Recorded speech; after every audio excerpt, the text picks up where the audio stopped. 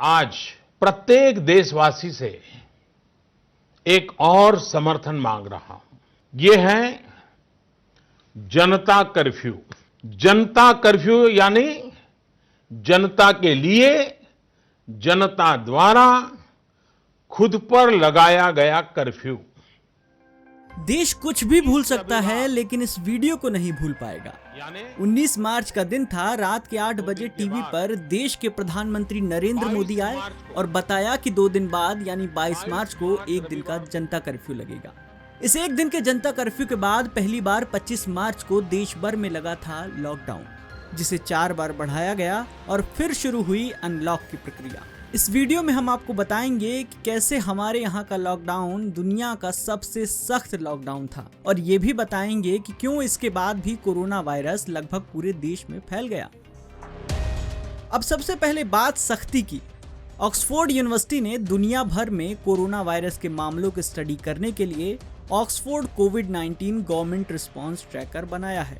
इस ट्रैकर में 17 अलग अलग पहलुओं के आधार पर रेटिंग की गई। इसके मुताबिक भारत में जितना सख्त लॉकडाउन लागू किया गया, उतनी सख्ती दुनिया के किसी देश ने नहीं दिखाई। देश में सबसे पहला सख्त लॉकडाउन 25 मार्च से 14 अप्रैल तक लगा। ऑक्सफोर्ड ट्रैकर ने इसे 100 में से 100 नंबर दिए। इसके बाद 15 अप्रैल से 3 मई तक दूसरा लॉकडाउन लगा। इसमें हमें 100 में से 96.3 पॉइंट मिले। तीसरा लॉकडाउन 4 मई से 17 मई तक रहा।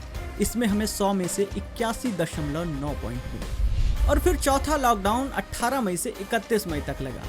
इसमें हमें मिले 100 में से 79.1 पॉइंट। अब जानिए कि दुनिया में सबसे सख्त लॉकडाउन लगाने के बाद भी कोरोना वायरस का फैलाव क्यों नहीं रुका। पहली बात, सरकार को पता ही नहीं था कि प्रवासी मजदूर सड़कों पर निकल जाएंगे। दरअसल देश में 25 मार्च से टोटल लॉकडाउन के 3 दिन पहले ट्रेनें बंद कर दी गई थी।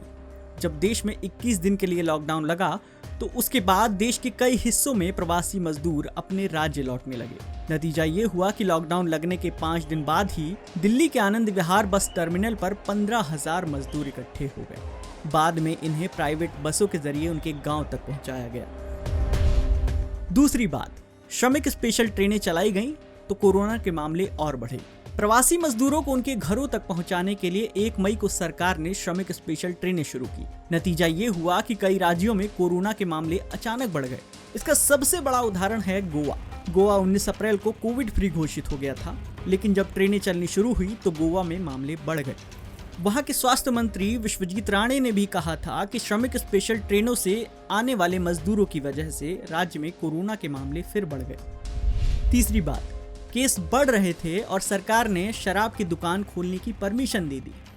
लॉकडाउन 3 में रियायतें ज्यादा मिली। इसमें सरकार ने शराब की दुकानें खोलने की भी इजाजत दे दी।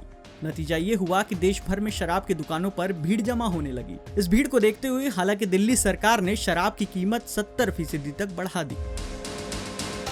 पहला लॉकडाउन सख्त था तो मामले ज्यादा नहीं बढ़े, लेकिन जैसे ही ढील मिली तो मामले तेज रफ्तार से बढ़े। विशेषज्ञों का कहना है कि देश में एक बार फिर सख्त लॉकडाउन की जरूरत है, तभी हम कोरोना संक्रमण को पीक पर जाने से रोक सकेंगे।